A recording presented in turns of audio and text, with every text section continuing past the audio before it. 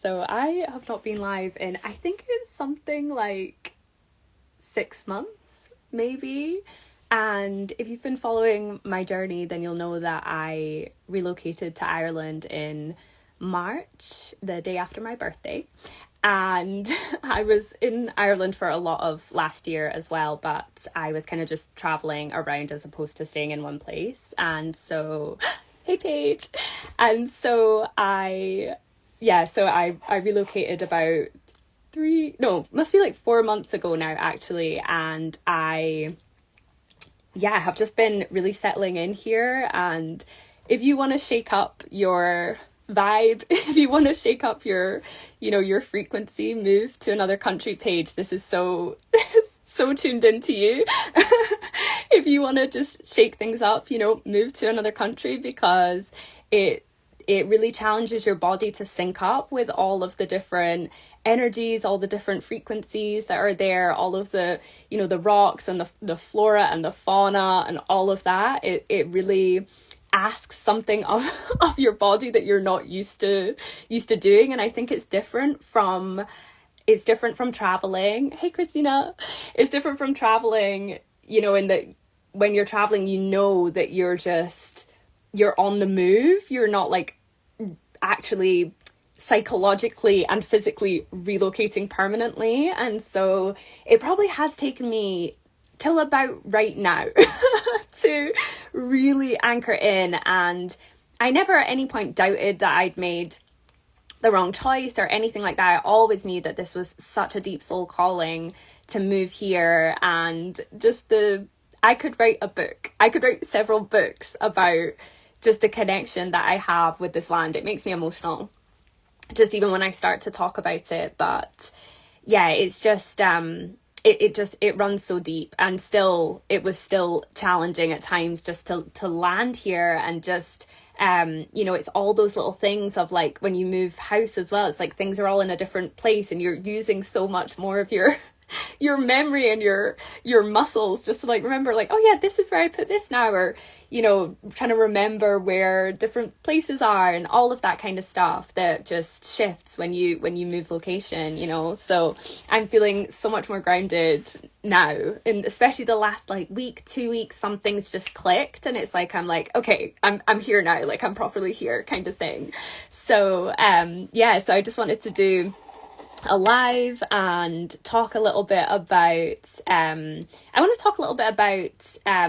my experience today, like closing out this beautiful mentorship with this beautiful woman, and also some of the stuff around Atlantis, which I am doing a journey, an etheric journey to Atlantis tomorrow, so there's still a little bit of time to come along, but it is something that's just been so prominent in my field, and I would like to share a little bit about it, and maybe a little bit about what the journey is going to involve as well. So the mentorship that I closed out today was a long-term one. It was over the last, I think, about 6 months we journeyed together, and just at the end, it's almost like every final mentorship session I find is like, it's like a closing ceremony, and neither of us could really put into words the depth of what we had experienced on that journey. And it's one of those things where it's like, you can say so much, but ultimately trying to actually describe how deep those journeys are is really challenging. It's really hard to put it into words, because it is such a multidimensional experience. It is such a powerful way of connecting with someone. And I always say to people as well, it's like, if you're drawn to mentorship, it's because we have a soul level agreement to work together in this way. That's why that's why people feel that call. That's why they feel that pull, that magnetic pull. And so much information is exchanged energetically, like through the dream space. Just by entering into that container, there is so much that is being exchanged on so many different levels. And a lot of the souls that I work with are also very galactic. and very fairy coded and have, you know, are very multidimensional souls themselves. All of my clients mirror me in some way. There's a reason why we're drawn to work with each other. And so when you have that kind of all those extensions of you running in all of those different places, you bridge in so much information to the people that you're corded and contracted to support, to the people that you're corded and contracted to help, to guide, to whatever it is, you know, to walk through these initiatory portals together. And for me as well, I'm also being initiated whilst walking through these journeys with people. It's never just a one-sided thing. And my mantra that I always say to myself is, I am the chalice. You know, we as healers, we empty ourselves.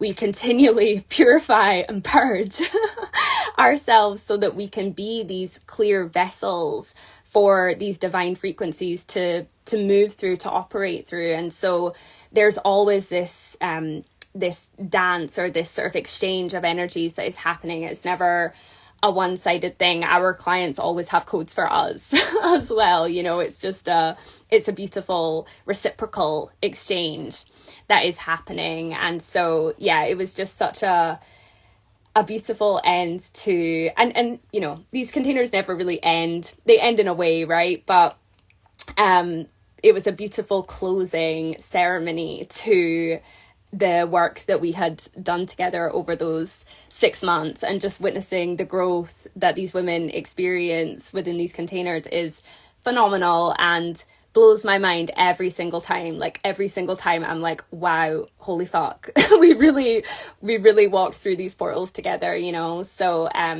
yeah, it always leaves me all in my feelings, and just yeah, really the joy of being that sacred divine witness is hard to actually articulate how beautiful and how sacred it actually is.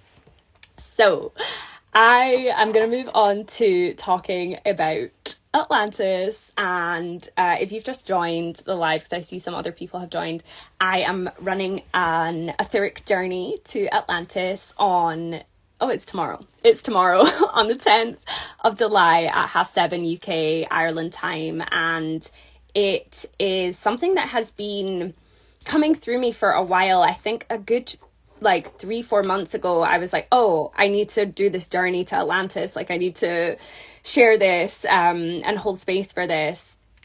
And so I started getting all of these downloads around what it was going to look like, and sort of what the themes that we were going to be working through are. And just to give you a bit of background on Atlantis is an ancient civilization. There are debates in terms of how long ago it actually was. If you look at the work of Plato, he suggests it was around 10,000 years ago. But if you consult different sources, different people are going to say different things, right? And I think it's less important to try and get those factual, evidence-based ideas. I think it's less important to do that, and it's more important to sync up with the frequency and see what is actually sharing with you. And if you feel that magnetic pull to it, there's a reason why. So just being conscious of what that looks like and what it feels like in your body when you hear the word Atlantis. Are you just like, no? Are you like, oh yeah, there's something there for me? Or, does it resonate on some level? And I find when we're talking about Atlantis, it's really helpful to think about it in terms of an archetype, and it very much has resonance with the masculine, whereas our other previous epoch or ancient civilization, Lemuria, is more connected with the feminine. And it was a matriarchal society, culture, way of being, and whereas Atlantis was far more on the masculine side of things. Just feeling some light lights coming through there. So when we're thinking about Atlantis, it's remembering that it holds the ideas, elements, or qualities that are connected with the masculine form. Hi, Fiona. Hi, Liz. It's more connected with those masculine expressions. It's more connected with the mind as opposed to the body.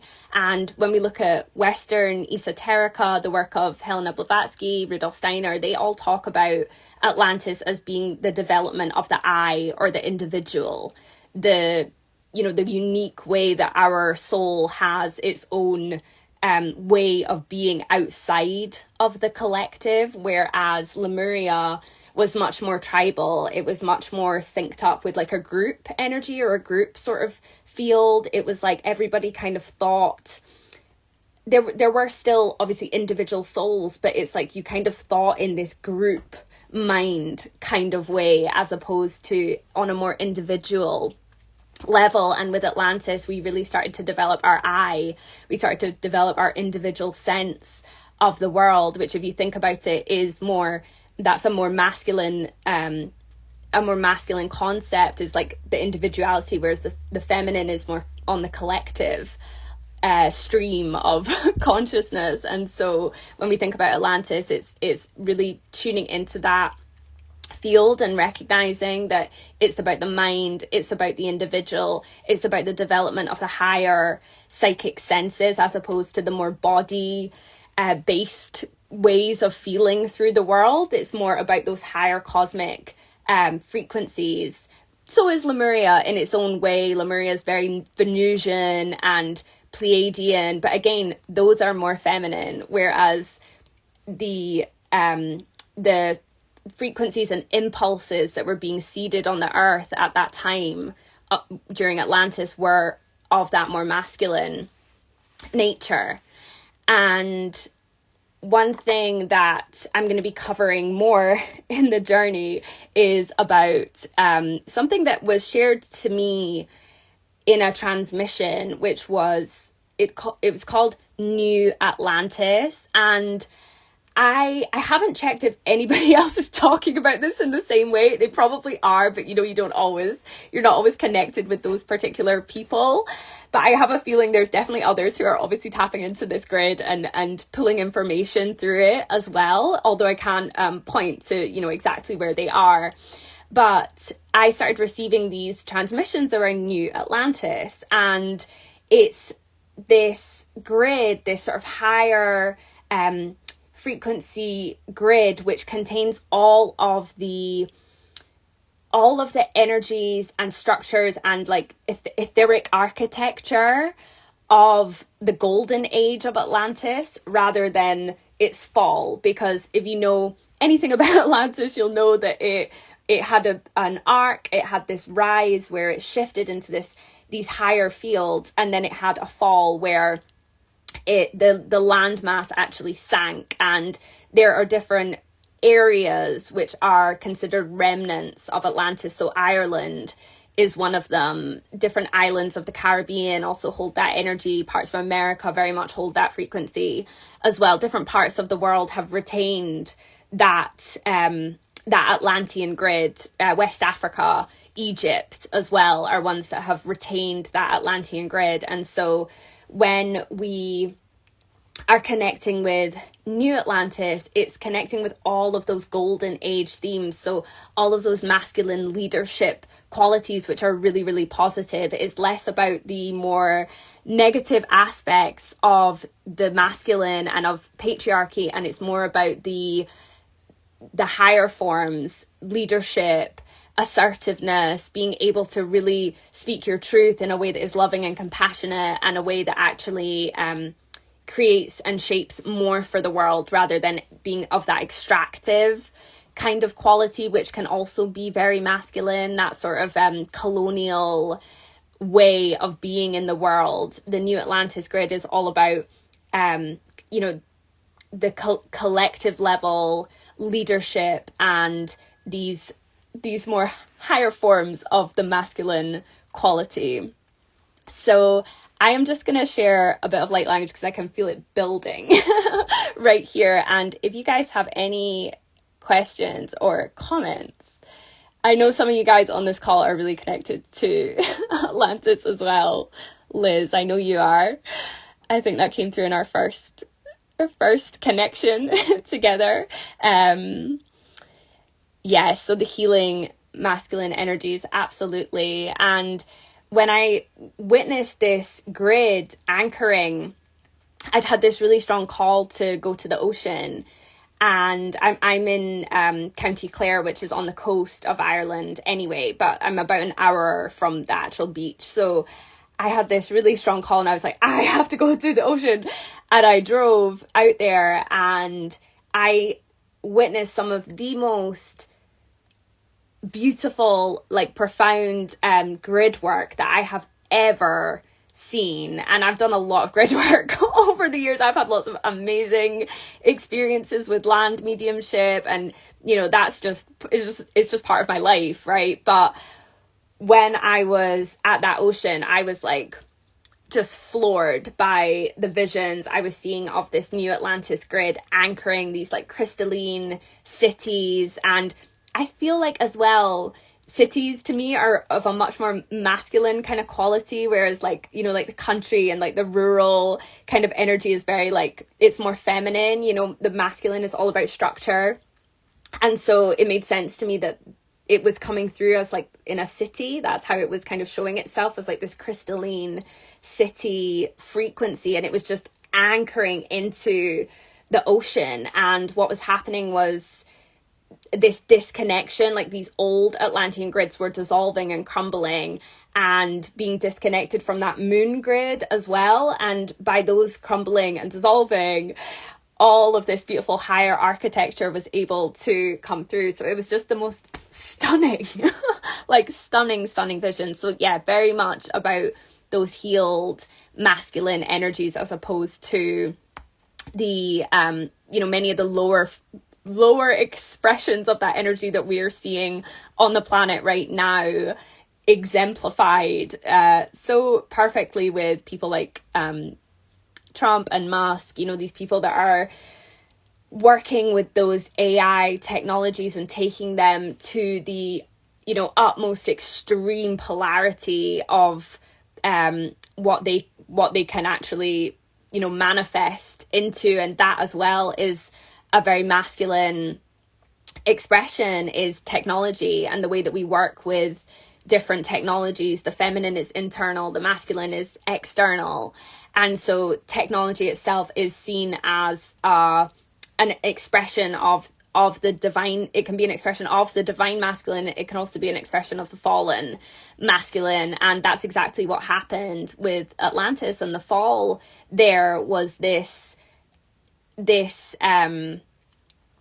use of technology that was taken too far and was no longer useful, was invoking all sorts of negative entities, frequencies, beings, that ultimately led to Atlantis, the landmass not even being able to hold that energy anymore, and unfortunately sinking.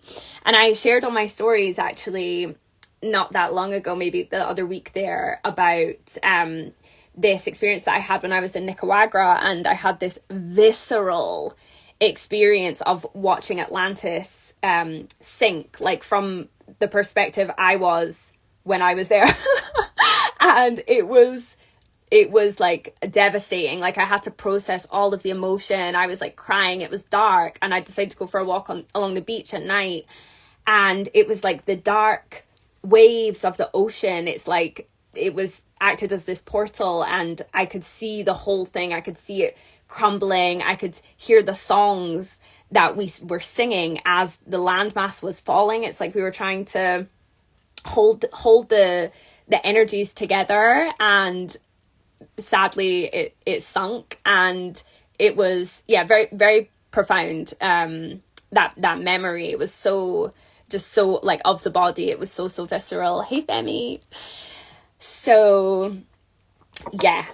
And Paige, wow, can feel these crystalline grids as you speak of them. Beautiful. Yeah, it was stunning watching it, watching them all anchor.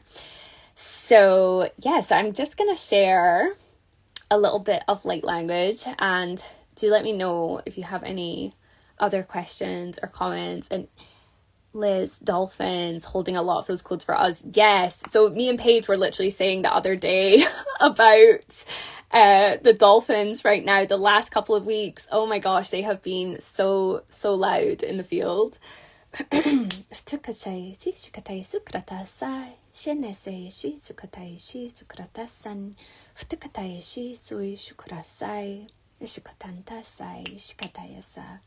Futakata shanya nasukura saya shukutaya si rutakataya shamasa Wishikuta sanya sakui shikurataya sa ishakataya sa futakata. Okay, cool. So I think that was pretty much everything that I wanted to talk about. Femi, I know you just joined, but I was talking about the some of the Atlantis stuff. Which we're going to be covering tomorrow in some more depth as well. And yeah, so we're going to be going on this journey to these etheric Atlantean temples and calling forward these different aspects of ourselves, seeing what wants to be shared, seeing what wants to be cleared and healed. The souls that have signed up for this, it was funny, there was such an influx yesterday of bookings. I was like, whoa. So interesting how like waves of people come in and like sync up with the field. It's so interesting. But everyone who's coming very much has those healer leadership frequencies, and that's not really a surprise to me because that's all of my clients are come from that space. But yeah, it's very much I think a healing around leadership and the fear of our own power and the fear of taking that sort of limelight's not the right word, but like the fear of like putting yourself out there because you're worried about what might happen, or you're worried about how other people respond, but also you're worried about your own power, like the fear you have of your own power, which is such a common theme and very, very connected with Atlantis, because there were so many incidents of people, beings that were incarnated there wanting to speak out and wanting to say, I don't think this is right, the things that we're doing with technology. I don't think this is okay. I don't think this is, aligned in whatever way. And people feeling like they couldn't speak up against that or speak out against that. So it's very much a healing around the throat too, and, honoring and anchoring into our truth, which, I mean, is that not just the theme of life right now, and has been for a good while as well? It's just, really stepping into that authenticity. And Femi says, the minute I opened the live, I was feeling mermaid vibes from your energy. Yes. And you're talking watery things. Yeah, I have always had like such a connection with water, and I know so many of us do, if we have those different, incarnations where we've been a healer and all of that kind of stuff, we all have that really deep connection with water. And I'm also Pisces stellium, that just immersed in water. And my middle name actually means water as well. My middle name, Ama, means water. So I've definitely encoded something in there.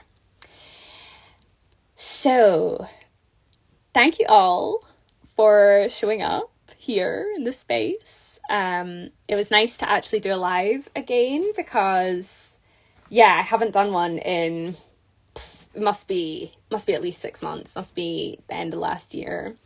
So I think I'll close by pulling a little card, and I'm going to pull from the Akashic. I think I'm going to pull from the Akashic Tarot.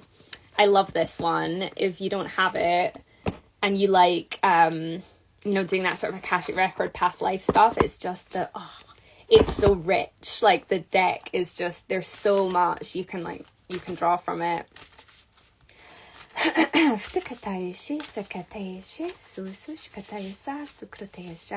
actually really feel the mer beings there, Femi. Funny you're saying that. As I just brought through that little piece there. They are really in the field right now.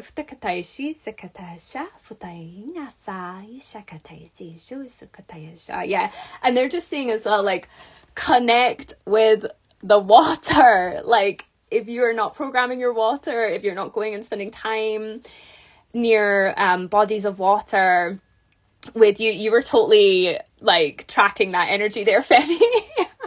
But if you're not spending time there, like, absolutely do go and spend time near the bodies of water near you, because they have so much that they want to share, and there's so much manipulation. I was talking to somebody about this in messages earlier today. There is so much manipulation around the waters of the planet right now, and I'm not sure if you guys have seen the floods that took place. I think it was in Texas. So I think it was that very same day. So the night before, sorry. Was it night before? Can't remember. I'm so bad with days. I don't know when it was. It was around that time I was getting this message through, like, you need to talk about water. You need to put something out there talking about water.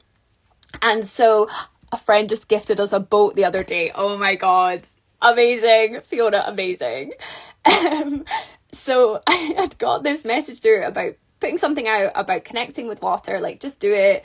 And I think it was that same day that it was announced about the floods that had been happening. And so I think there's something around us as healers, mystics, teachers, you know, whatever label you want to give it, right? But something about us reconnecting with those bodies of water while they are essentially under attack right now, while they are being so heavily manipulated. Yes, Texas and now North Carolina have overflowing rivers, right? So Liz, you might know because you're in the States as well, but was there not something that happened this time last year with the somewhere in either North Carolina or South Carolina or something?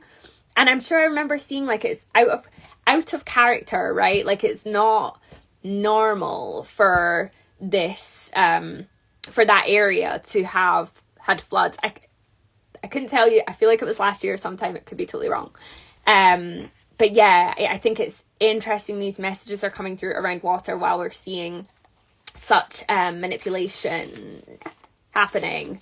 You know, and obviously what's sad is the genuine loss of life, the loss of homes, the loss of all of that kind of stuff. You know, the things that we hold dear in that that happens during those disasters.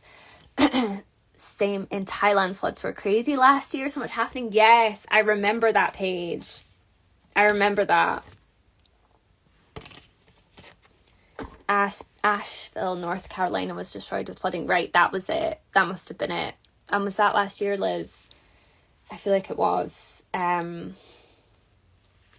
Okay.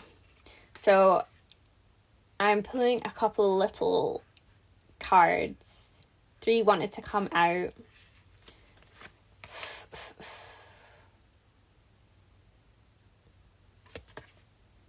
Interesting. So the first card is up in the air and it's reversed. And I feel like that's talking about a lot of the collective energies right now. All of the, you know, whether it's solar flares, Schumann resonance, etc., etc. I don't always tune into all of that stuff. I hear about it happening. I just feel the energies. I'm like, okay, yeah, so like big shift happening right now. But yeah, I think this really speaks to everything being in this real state of flux right now. We're just about to enter Mercury retrograde.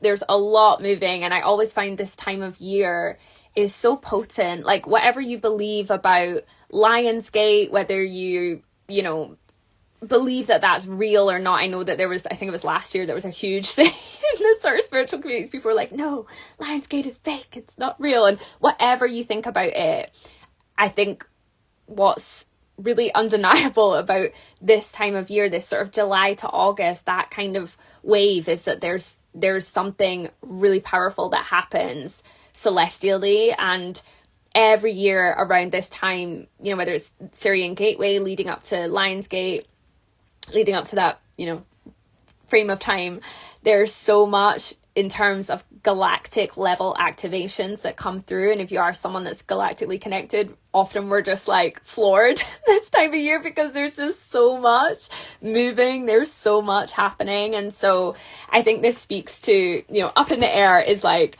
those higher cosmic waves, higher cosmic frequencies, and we're being asked to like ground them down. We're being asked to ground them into the earth and just hold the collective field, hold the field for the people around us, you know, and the people that we're here to serve and support, and just really you know, just remember. I was in a channeling transmission with my one of my higher selves the other day, and I just kept hearing, it's like, all is well, all is well, all is well, like just calm down, like everything's fine. So it really feels like that sort of energy, like remembering that, anchoring into that. And then the other two cards as well, Hilarion. So I think this one is kind of mirrored by the Hierophant in traditional tarot. So speaking about those higher teachings, those you know, that deep sort of wisdom that comes from within us. And I forget who Hilarion is, but it very much speaks to the energies of the teacher, you know, somebody that's here to like share with the people around them. And obviously the whole thing with teaching is that we're always the teacher and the student, right? But I think it's about taking that mantle, taking that space, taking up that space when you can see people around you spinning out and going, oh my God, what's going on? And I was really holding that field of going, okay, like, we know what's happening here. We know there's a huge collective shift undergoing that's happening, and just us really anchoring in and holding that space for that. And then the last card, Archangel Raphael. I mean, who doesn't love Archangel Raphael? The angel of healing, the angel of that deep sort of emerald ray, green ray frequency. And I've actually been feeling that a lot recently. I feel like that came through for someone quite recently, that sort of emerald ray energy, and just speaking to that really deep healing that's happening, that's always happening in the field when we can tune in. And I know that the last couple of days were just so, I think it was Sunday in particular, there was like a peak of the Schumann resonance solar flares energy, and I received quite a few messages that day being like, what is going on? Like, what is actually going on with these energies? And energetically speaking, Sunday was a bit of a write-off. Like, it was like, okay, you just have to just surrender. You just have to just go with it. There is nothing else to do.